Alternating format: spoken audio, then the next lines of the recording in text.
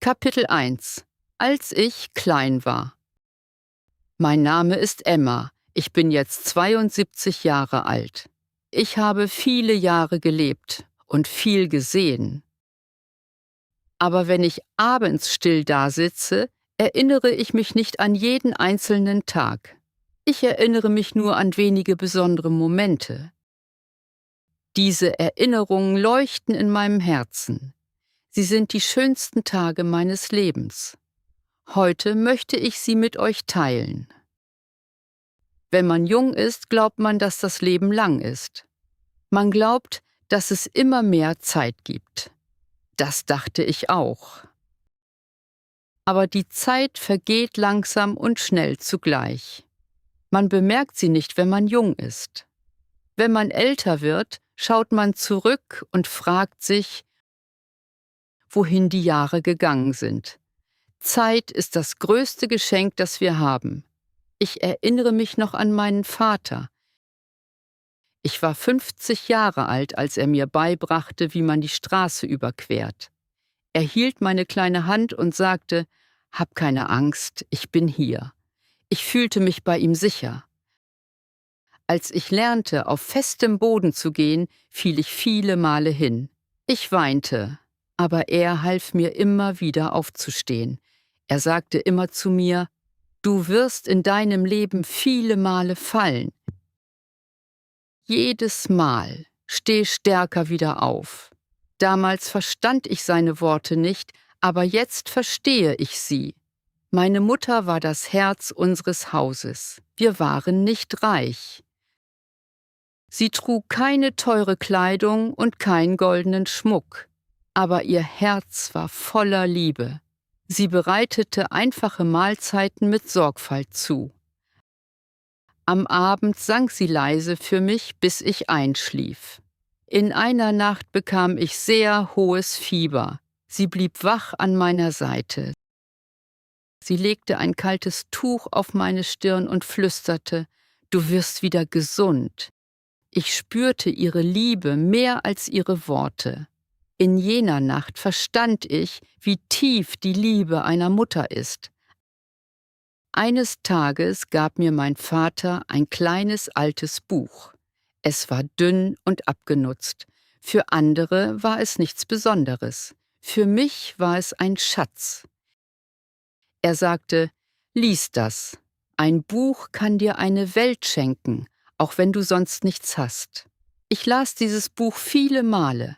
Einige Freunde machten sich über mich lustig, aber es war mir egal. Wenn ich dieses Buch in den Händen hielt, fühlte ich mich reich.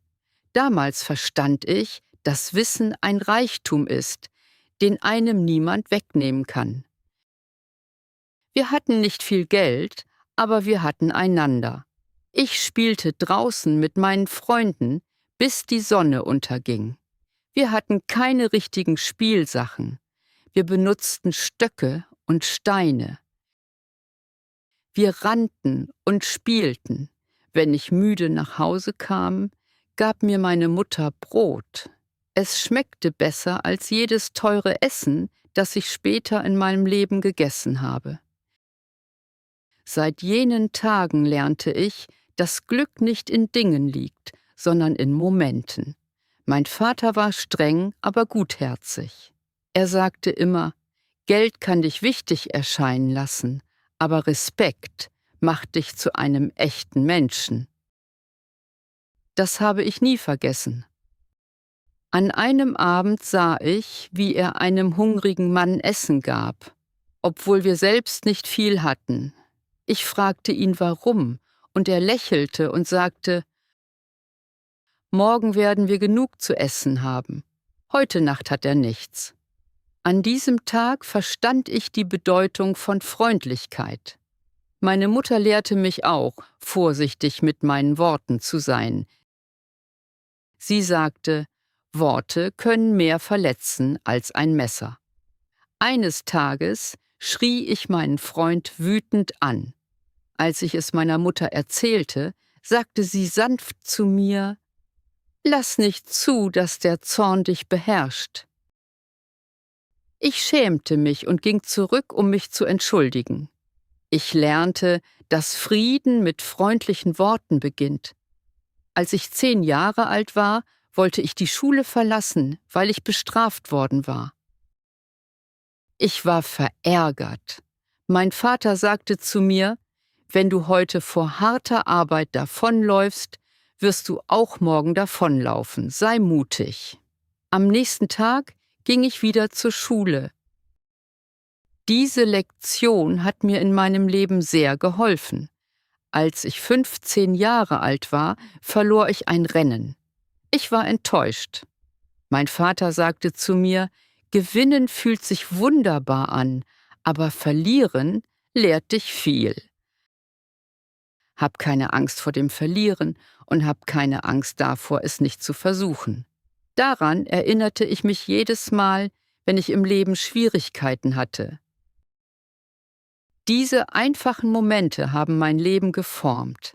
Die Kindheit formt unsere Persönlichkeit. Die schönsten Tage meines Lebens waren nicht voller Geld oder Ruhm, sondern voller Liebe. Die starke Hand meines Vaters, das sanfte Lächeln meiner Mutter, das warme Brot und die wertvollen Lektionen. Manchmal, wenn ich die Augen schließe, sehe ich mich wieder als kleines Mädchen. Ich sehe meine Eltern an meiner Seite. Ich fühle mich sicher.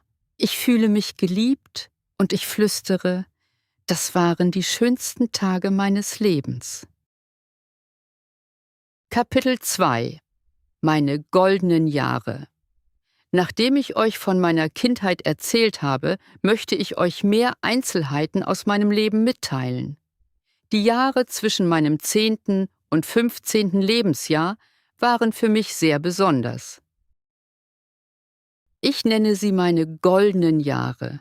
Sie waren nicht golden, weil wir Geld hatten, sondern wegen der Liebe, der Freundschaft, der Träume und der Lektionen, die meine Zukunft geprägt haben. Als ich 10 wurde, begann ich die Schule ernst zu nehmen.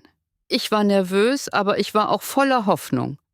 Mein Vater sagte zu mir: Emma, Schule besteht nicht nur aus Büchern. Sie lehrt Disziplin und sie lehrt dich, die Zeit zu respektieren. Am Anfang verstand ich das nicht ganz. Aber nach und nach lernte ich, dass die Zeit dich ebenfalls respektiert, wenn du sie respektierst. Das war eine der wichtigsten ersten Lektionen jener Jahre. Eines Tages fiel ich bei einer Prüfung durch. Ich kam weinend nach Hause, aus Angst, dass mein Vater wütend sein würde. Aber er sagte ruhig: Scheitern ist keine Schande, aufgeben ist die Schande. Diese Worte gaben mir Mut. Ich kehrte zu meinen Büchern zurück und strengte mich mehr an. Dieser Moment lehrte mich, auch unter den schwierigsten Umständen weiterzumachen. Meine Mutter war immer an meiner Seite und tröstete mich. Eines Tages fragte ich sie, warum wir nicht so reich waren wie andere Familien. Sie lächelte sanft und sagte: Wahrer Reichtum liegt im Herzen. Wenn du an schwierigen Tagen lächeln kannst, bist du wirklich reich. Damals verstand ich es nicht, aber später in meinem Leben sah ich reiche Menschen ohne Frieden und einfache Familien voller Freude. Erst dann verstand ich die wahre Bedeutung dieser Worte. Mit 11 Jahren hatte ich enge Freunde. Wir spielten jeden Tag nach der Schule zusammen. Wir hatten keine Spielsachen, also erfanden wir unsere eigenen Spiele. Eines Abends kam ich spät nach Hause. Mein Vater fragte mich, wo ich gewesen war. Ich sagte ihm, dass ich mit meinen Freunden zusammen war. Da sagte er ruhig zu mir: Wähle Freunde, die dich zu einem besseren Menschen machen. Diesen Rat habe ich mein ganzes Leben lang nicht vergessen. Wahre Freunde bringen dich nicht nur zum Lachen, sondern helfen dir auch zu wachsen. In diesen Jahren lernte ich auch Ehrlichkeit. Eines Tages log ich meine Mutter wegen einer kleinen Münze an, die ich verloren hatte. Sie fand es heraus, aber sie schrie nicht. Sie sagte einfach: „Eine Lüge kann dich heute schützen, aber morgen wird sie dir schaden." Ihre ruhigen Worte trafen mich stärker als jede Strafe. Seit diesem Tag versuchte ich, ehrlich zu sein, selbst wenn es schwer war. Mit 12 Jahren hatte ich einen kleinen Traum, Lehrerin zu werden. Ich stellte mich vor eine Wand und tat so, als würde ich unterrichten. Mein Vater lachte sanft, aber er ermutigte mich. Er sagte immer: „Hab niemals Angst vor deinen Träumen." Diese Unterstützung gab mir Selbstvertrauen. Ich lernte, dass ein kleiner Traum zu etwas Großem werden kann. Als ich 13 Jahre alt war, nahm ich an einem Rennen in der Schule teil. Ich rannte so schnell ich konnte, aber ich kam als Zweite ins Ziel. Ich war enttäuscht. Mein Lehrer legte seine Hand auf meine Schulter und sagte: „Der zweite Platz bedeutet, dass du nahe am ersten Platz bist." An diesem Tag lernte ich die Anstrengung zu schätzen, nicht nur den Sieg. In einem Winter brauchte ich neue Kleidung für die Schule. Wir hatten nicht genug Geld.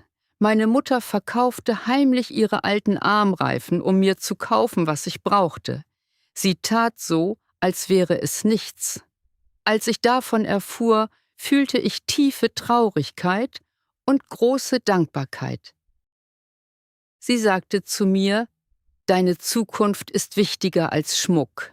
Durch sie lernte ich, dass wahre Liebe gibt, ohne etwas zurückzuerwarten. Mit 14 Jahren sah ich, wie mein Vater einem Fremden mit Essen und Geld half. Ich fragte ihn, warum er jemandem half, den er nicht kannte. Er antwortete: „Freundlichkeit kommt immer zurück." Diese Lektion blieb fest in meinem Gedächtnis. Ich lernte auch Verantwortung. Eines Tages bat mein Vater mich, auf unseren kleinen Garten aufzupassen. Ich vergaß es und die Pflanzen verwelkten. Er schrie mich nicht an. Er sagte einfach: „Wenn du kleine Verantwortungen vernachlässigst, wirst du bei den großen scheitern." Das habe ich nie vergessen. Die schönsten Erinnerungen an diese goldenen Jahre sind unsere einfachen Familienabende. Wir saßen zusammen, aßen und redeten. Mein Vater erzählte Geschichten. Meine Mutter hörte mit einem liebevollen Lächeln zu. Ich fühlte mich sicher und geliebt. Jetzt, mit 50 Jahren, erkenne ich, dass diese Jahre wirklich golden waren. Sie lehrten mich, die Zeit zu schätzen, ehrlich zu sein, gute Freunde zu wählen, hart zu arbeiten, anderen zu helfen und tief zu lieben. Wenn ich die Augen schließe, sehe ich noch immer dieses kleine Mädchen, das frei rennt, voller Träume, und ich flüstere: Das waren meine goldenen Jahre. Kapitel 3: Der erste Blick. Nach meiner Kindheit und meinen goldenen Jugendjahren begann sich das Leben langsam zu verändern. Ich war nicht mehr das kleine Mädchen, das durch die Straßen rannte, sondern ich wurde eine junge Frau. Mein Herz begann etwas Neues zu fühlen, etwas, das ich zuvor nie gespürt hatte. Ich war damals 27 Jahre alt, das Alter, in dem eine Frau beginnt, ernsthaft über ihre Zukunft nachzudenken. Ich hatte Träume. Ich wollte mein eigenes Leben aufbauen, aber ich wusste nicht, dass die Liebe auf mich wartete. Ich erinnere mich noch an das erste Mal, als ich ihn sah. Er stand auf der anderen Straßenseite und sprach mit jemandem. Etwas Ruhiges lag in ihm. Als er lächelte, wirkte sein Lächeln warm und ehrlich. Ich weiß nicht warum, aber mein Herz begann schnell zu schlagen. Ich drehte mein Gesicht schnell weg und sagte zu mir selbst: „Emma, was ist los mit dir?" Ich hatte noch nie so ein Gefühl gehabt. Aber selbst Nachdem er gegangen war, blieb sein Gesicht in meinem Kopf. Dieser einfache Moment wurde der Anfang von etwas Schönem. In den folgenden Tagen sah ich ihn wieder. Manchmal trafen sich unsere Augen für einen Moment. Und manchmal gingen wir schweigend aneinander vorbei. Jedes Mal, wenn ich ihn sah, fühlte ich mich gleichzeitig schüchtern und glücklich. Eines Tages sprach er mich endlich an. Er sagte mit leiser Stimme: »Hallo?« Ich sah ihn an und lächelte. Ich sah seine Nervosität und das beruhigte mich irgendwie. Dieser einfache Gruß öffnete die Tür zu vielen Gesprächen. Am Anfang wechselten wir nur wenige Worte, dann begannen wir nach und nach mehr miteinander zu teilen. Er erzählte mir von seiner Familie und seiner harten Arbeit, und ich erzählte ihm von meinen Träumen und Ängsten. Bei ihm fühlte ich mich gehört. An einem Abend sagte ich: »Das Leben ist nicht leicht. Ich möchte jemanden, der in schwierigen Zeiten an meiner Seite ist.« Er sah mich ernst an und sagte: »Ich wünschte, ich wäre dieser Mensch.« Seine Worte berührten mein Herz. Unsere Liebe wuchs nicht schnell. Sie wuchs langsam wie eine kleine Pflanze. Er schrieb mir Briefe. Ich wartete sehnsüchtig auf sie. Wenn sie ankamen, las ich sie immer wieder. Die Worte waren einfach, aber ehrlich.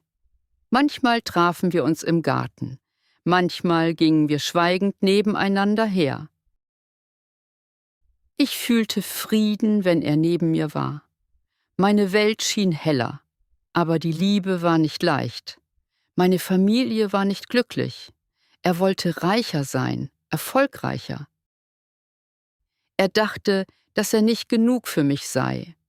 Als ich es ihm sagte, sah ich Schmerz in seinen Augen. Es tat auch mir weh. Ich fragte mich, warum die Liebe all diese Prüfungen durchstehen musste, aber er gab nicht auf. Er sagte: »Ich werde härter arbeiten, ich werde meinen Wert beweisen.« Ich hielt seine Hand und sagte: »Ich werde warten.« Und das tat ich. Er arbeitete lange Stunden. Ich sah, wie erschöpft er war. Trotzdem hörte er nicht auf, es zu versuchen. Diese Bemühungen zeigten mir, wie ernst seine Liebe war. An einem kalten Winterabend sah ich ihn draußen vor meinem Fenster stehen. Er wusste nicht, dass ich ihn beobachtete. Ich fühlte, wie Wärme mein Herz erfüllte. Da erkannte ich, dass wahre Liebe nichts mit Geld zu tun hat. Es geht um Mühe, Geduld und Treue. Heute, mit 72 Jahren, schaue ich zurück und lächle. Dieser erste Blick hat mein Leben verändert. Es war nicht nur eine Liebesgeschichte. Es war eine Geschichte von Mut, Vertrauen und Glauben an einen Menschen. Von diesem Moment an begann meine Reise als Frau wirklich, und alles begann mit einem Blick und einem stillen Lächeln. Kapitel 4: Der Kampf um die Liebe. Die Liebe trat in mein Leben, aber sie kam nicht leicht. Nach den sanften Lächeln, den Briefen und den stillen Spaziergängen zusammen kam ein Sturm. Meine Familie akzeptierte es nicht. Sie sahen ihn an und sahen nur das, was ihm fehlte. Kein großes Haus, kein Vermögen, keine angesehene Stellung. Sie wollten einen reicheren Mann für mich. Aber ich wollte keinen Reichtum. Ich wollte ihn. Ich erinnere mich noch an den Tag, an dem meine Eltern streng mit mir sprachen. Sie sagten: »Er wird dir kein gutes Leben bieten können.« Ihre Worte verletzten mein Herz sehr. An diesem Abend traf ich ihn mit Tränen in den Augen. Ich sagte leise: »Meine Familie stimmt nicht zu.« Er sah mich schmerzerfüllt an, aber er bat mich sanft, ihnen zu glauben. Ich schüttelte den Kopf. »Nein, ich glaube euch, aber Sie sind meine Familie. Ich kann Ihnen nicht allein gegenübertreten. Von diesem Moment an begann unsere wirkliche Prüfung. Er kämpfte nicht mit Wut, sondern mit Anstrengung. Er begann länger zu arbeiten. Er nahm kleine Arbeiten an, sogar die schwierigsten. An manchen Tagen trug er schwere Lasten unter der brennenden Sonne. Seine Hände wurden rau. Sein Körper war erschöpft, aber er beschwerte sich nie. Jeder Pfennig, den er verdiente, war ein Beweis für seine Entschlossenheit. Am Abend schrieb er mir immer Briefe. Darin sagte er: Eines Tages werden wir unser eigenes Zuhause haben. Eines Tages wirst du deswegen nicht mehr weinen. Vertrau mir. Diese Worte gaben mir Kraft. Es gab Nächte, in denen ich Angst hatte. Ich fragte mich, was wäre, wenn meine Eltern ihre Meinung nie ändern würden? Manchmal sah ich ihn heimlich und sagte: Ich habe Angst. Er hielt meine Hand und antwortete: Ich werde dich nicht verlassen, egal was passiert. Ich glaubte ihm. Aber der Kampf fand nicht nur draußen statt. Ich hatte auch meinen eigenen Kampf. Ich musste zwischen Angst und Glauben wählen, zwischen Bequemlichkeit und Mut. Ich liebte meine Familie, aber ich liebte auch ihn. Mein Herz war zwischen zwei Entscheidungen zerrissen. Eines Tages sprach mein Bruder hart mit ihm. Er sagte: Bleib weg von meiner Schwester, du verdienst sie nicht. Ich erfuhr später davon. Als ich ihn fragte, was passiert war, lächelte er und sagte: Die Zeit wird zeigen, wer ich bin. Seine Ruhe ließ mich ihn noch mehr respektieren. Diese Monate waren voller Tränen und Gebete. Ich betete nachts viel und bat um Kraft. Ich bat nicht um Reichtum, sondern nur um den Mut, an der Seite des Menschen zu bleiben, den ich liebte. Der Schmerz veränderte uns beide und machte uns stärker. Wir lernten, dass Liebe nicht nur Glück ist. Sie ist auch Geduld, Opferbereitschaft und Standhaftigkeit in schweren Zeiten. In einem meiner Briefe an ihn schrieb ich: Auch wenn wir wenig haben, werde ich mit dir glücklich sein. Er las ihn und sagte mir später, dass er sich wie der reichste Mann der Welt gefühlt habe. Nach und nach begann meine Familie seine Bemühungen zu schätzen. Sie sahen, wie hart er arbeitete. Sie sahen, dass er sie respektierte, auch wenn sie ihn ablehnten. Sie sahen, dass ich nicht aufgab. Er bewies sich nicht mit Worten, sondern mit Taten. Jetzt, mit 50 Jahren, schaue ich zurück und verstehe eines ganz klar: Der Kampf um die Liebe war eine der schwierigsten Zeiten meines Lebens, aber er war auch eine der wichtigsten. Wahre Liebe ist nicht leicht. Sie wird geprüft, sie wird langsam aufgebaut und sie verlangt Stärke. Diese schweren Tage machten mich zu einer stärkeren Frau. Sie lehrten mich Mut, Geduld und Glauben. Am Ende war jede Träne, jede schlaflose Nacht, jeder schmerzhafte Moment all das wert, denn eine Liebe, die den Sturm übersteht, wird unbesiegbar. Kapitel 5 – Der Hochzeitstag. Nach Jahren des Wartens, nach Tränen, Gebeten und langen Tagen des Kampfes kam endlich der ersehnte Tag. Der Tag, von dem ich seit dem ersten Mal geträumt hatte, als ich ihn sah. Der Tag, an dem die Liebe die Angst besiegte, war mein Hochzeitstag. Meine Familie hatte ihn viele Male geprüft, an ihm gezweifelt und ihn immer wieder abgelehnt. Aber er gab nicht auf. Er arbeitete hart und blieb geduldig. Nach und nach sah meine Familie seine Ehrlichkeit und seine Stärke. Schließlich stimmten sie zu. Als meine Eltern endlich sagten: Ja, du darfst ihn heiraten, fühlte ich große Erleichterung. Ich konnte es nicht glauben. Ich dankte Gott im Stillen und lächelte durch meine Tränen. Wir hatten so lange auf diesen Moment gewartet. Am Hochzeitstag war alles einfach und schön. Ich war nicht mit Gold oder kostbarem Schmuck bedeckt. Ich trug einfache Kleidung, aber in seinen Augen fühlte ich mich wie die schönste Frau der Welt.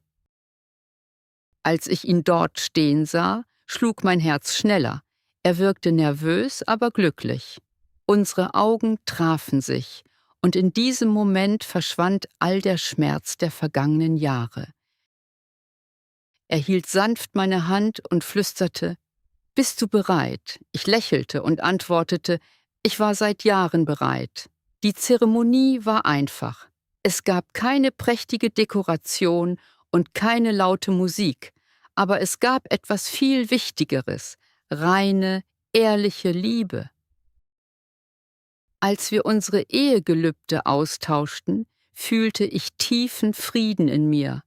Ich wusste, dass ich nicht nur einen Ehemann wählte, sondern einen Lebenspartner. Einen Menschen, der für mich gekämpft hatte. Einen Menschen, der seine Liebe durch Taten bewiesen hatte. Mein Vater sah mich bewegt an, und meine Mutter hielt meine Hand fest. Ich sah Stolz und Traurigkeit in ihren Augen. An diesem Tag war ich nicht mehr nur ihre Tochter, sondern ich gründete meine eigene Familie. Nach der Zeremonie gingen wir zusammen hinaus, Hand in Hand.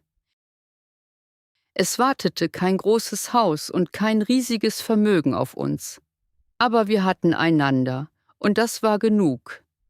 An diesem Abend saßen wir ruhig zusammen und sprachen über unsere Zukunft. Er sagte: »Ich werde dich immer beschützen.« Ich glaubte ihm. Heute, mit 50 Jahren, erinnere ich mich noch immer klar an diesen Tag. Er war nicht wegen Geld oder Geschenken vollkommen. Er war vollkommen, weil die Liebe gewonnen hatte. Mein Hochzeitstag war nicht nur eine Feier, sondern eine Belohnung für Geduld, Glauben und Mut. Und bis heute, wenn ich die Augen schließe, spüre ich noch immer die Wärme seiner Hand in meiner. Kapitel 6: Unser geliebtes Zuhause. Nach unserer Hochzeit begann ein neues Kapitel in meinem Leben. Jahrelang hatte ich davon geträumt, seine Hand ohne Angst zu halten. Jetzt wurde ich seine Frau und er wurde mein Mann. Gemeinsam begannen wir unser Zuhause aufzubauen. Unser Haus war klein, aber warm. Wir hatten nicht viel. Einige Kleidungsstücke, ein paar Teller, ein kleines Bett und einfache Möbel. Aber für uns war es ein kostbarer Schatz. Ich erinnere mich, dass ich mich umsah und sagte: Das ist unser Zuhause. Auch wenn es klein ist, bedeutet es mir alles.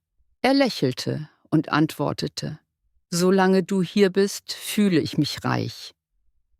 Seine Worte erfüllten mein Herz mit Wärme. Diese ersten Tage waren einfach und schön. Ich erinnere mich noch an den ersten Morgen, an dem ich ihm Tee machte. Ich war nervös. Als er einen Schluck nahm, lächelte er und sagte: Das ist der beste Tee, den ich je in meinem Leben getrunken habe. Ich lachte und sagte ihm, dass er nur scherze. Aber er schüttelte den Kopf und sagte, dass er es ernst meinte. Dieser kleine Moment erhellte meinen ganzen Tag. Wir machten alles zusammen. Wir gingen auf den Markt und stritten manchmal über die Preise. Später lachten wir darüber. Wir kochten nebeneinander. Manchmal verbrannte das Essen, aber wir aßen es glücklich. Einmal war das Brot eine Katastrophe und ich war traurig. Er hielt meine Hand und sagte: Es ist egal. Ich bin glücklich, solange wir zusammen sind. Ich versprach ihm, dass er niemals hungrig schlafen würde. Unsere Abende waren ruhig. Wir sprachen über unsere Träume. Ich sagte ihm, dass ich ein ruhiges, einfaches Leben wollte. Er antwortete: Dann ist es das, was wir aufbauen werden. ein Leben voller Frieden. In einer regnerischen Nacht begann Wasser von der Decke zu tropfen. Wir stellten Schüsseln auf den Boden und rannten lachend herum. Er scherzte und sagte, unser Haus verwandelt sich in einen Fluss. Ich antwortete, dann werden wir zusammen schwimmen. Selbst mit Wasser überall waren wir glücklich. Das Glück wohnte in unseren Herzen, nicht in den Wänden des Hauses. An einem Abend fragte ich ihn leise, glaubst du, dass ich die richtige Entscheidung getroffen habe? Er hielt meine Hand und sagte, die richtige Entscheidung ist die ehrliche Entscheidung und Liebe ist immer ehrlich. Meine Augen füllten sich mit Tränen. Wir lebten ein einfaches Leben, aber unser Zuhause war voller Frieden. Wenn er müde von der Arbeit nach Hause kam, empfing ich ihn mit einem Lächeln. Er sagte, Frieden ist wertvoller als Gold. Und ich glaubte ihm. Heute, wenn ich auf die Vergangenheit schaue, sehe ich, dass unser schönes Zuhause aus Liebe, Geduld und gemeinsamen Träumen gebaut wurde. Und diese einfachen Tage wurden zu einigen der schönsten Tage meines Lebens. Kapitel: Holprige Wege zusammen. Nach den schönen Anfängen unserer Ehe begann das Leben uns langsam seine schwierige Seite zu zeigen. Am Anfang wirkte alles leicht und fröhlich. Wir lachten leicht und fanden Glück in den einfachsten Dingen. Aber bald klopfte die Wirklichkeit an unsere Tür. Das Geld wurde knapp, die Rechnungen häuften sich, unser Einkommen sank und die Sorgen wurden größer. Ich erinnere mich an einen Abend, an dem es nicht genug Essen im Haus gab. Ich sah auf den leeren Tisch und fühlte tiefe Traurigkeit. Er sah mein Gesicht und sagte sanft, »Mach dir keine Sorgen, selbst wenn wir nur Brot und Wasser haben, werden wir es mit Liebe teilen.« Ich lächelte, obwohl mein Herz schmerzte. Ich antwortete, »Solange wir zusammen sind, ist das genug.« Es gab Nächte, in denen die Anspannung uns zum Streiten brachte.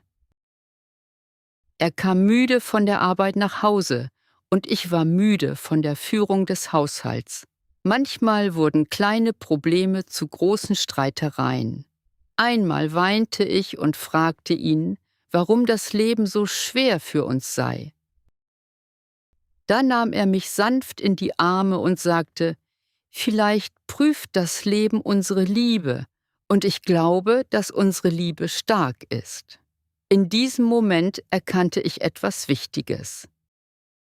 Ehe bedeutet nicht, Stürme zu vermeiden, sondern gemeinsam im Regen zu stehen.